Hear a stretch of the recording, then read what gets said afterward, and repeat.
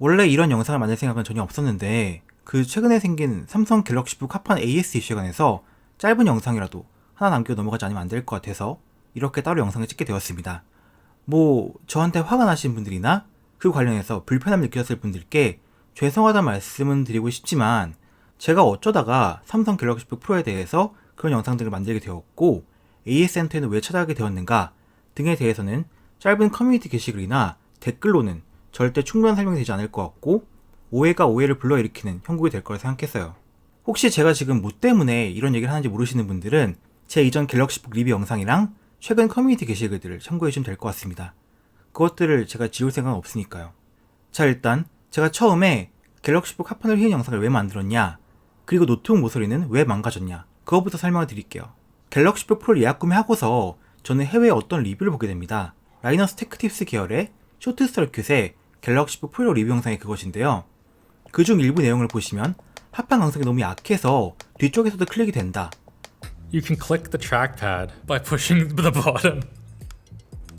Oh, Samsung, come on. 한 손으로 노트북을 들고 있을 때 이미 클릭이 돼버려서 클릭할 수가 없다. Let's see.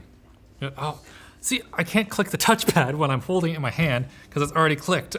그리고 합판을 손으로 잡고 휘었을 때 끔찍한 소리가 난다.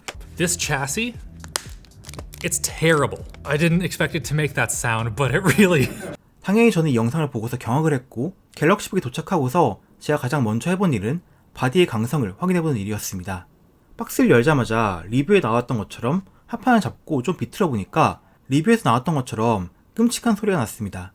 그리고 나서 합판을 확인해보니까 이게 웬걸? 이미 그 시점에서 모서리는 휘어 들어가져 있었습니다.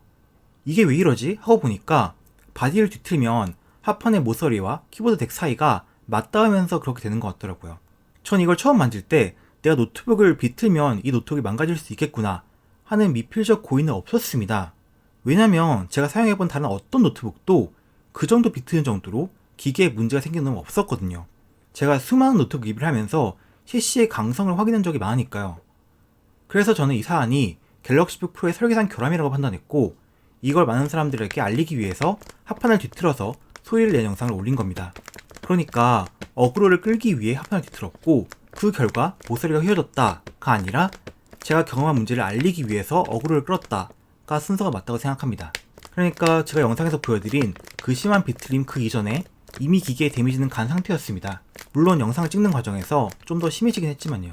제가 시간이 안 나서 그 방문 시점이 늦어졌을 뿐 처음부터 저는 삼성 서비스 센터에 방문을 할 생각을 하고 있었고 그 목적은 수리를 받기 위해서라기보다도 사실 이런 문제가 있는 걸 삼성이 인정, 아니 적어도 인지하게 하는 게 더 큰 목적이었습니다.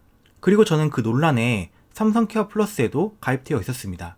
제품에 고의로 손상을 줬을 경우 수리비 지원이 되지 않는다는 점은 저도 인정했듯이 알고 있었지만 처음 손상이 간 시점에서 저는 이 노트북을 망가뜨리려는 의도는 갖고 있지 않았기 때문에 이 부분을 삼성이 어떻게 해석할지도 궁금했고요.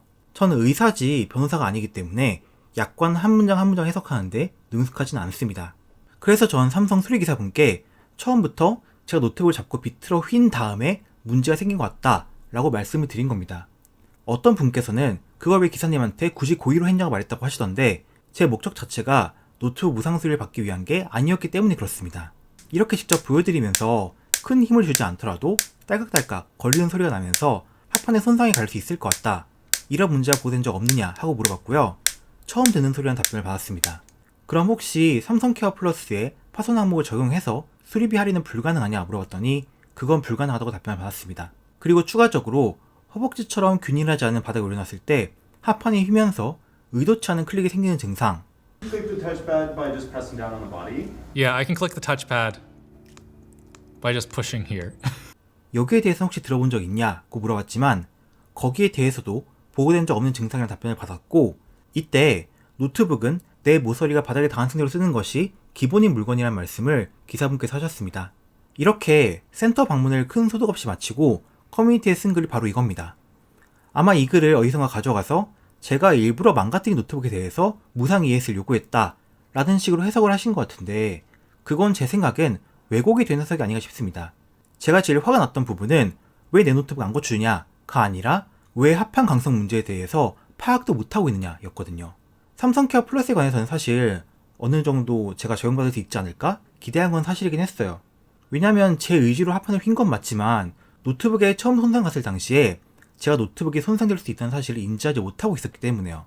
테크 리뷰하면서 그걸 몰랐다는 게 말이 되냐는 댓글도 있었는데 말이 안 되는 건 갤럭시북 프로의 합판 강성이라고 생각해요. 자, 말이 또 너무 길어졌네요. 이번 영상 대본 쓰면서 제가 커뮤니티에 쓴 글 다시 읽어보니까 분명 오해를 살 만한 내용이 있었던 것 같습니다. 원래 제 스타일대로면 댓글 달아주신 분들 한 분 한 분께 직접 제 입장을 설명드렸어야 하는데 현실적으로 그러긴 쉽지 않으니 이 영상으로 제 입장을 정리하도록 하겠고요. 덕분에 이런저런 댓글도 많이 달려보고 재미있는 경험을 했네요. 개인적으로는 이 댓글이 가장 인상 깊었습니다. 제가 평소에 롤을 안 하다 보니까 부모님 안부 인사를 들을 일이 별로 없는데 요즘은 OH 미음 1이라고 쓰는군요. 하나 배웠습니다.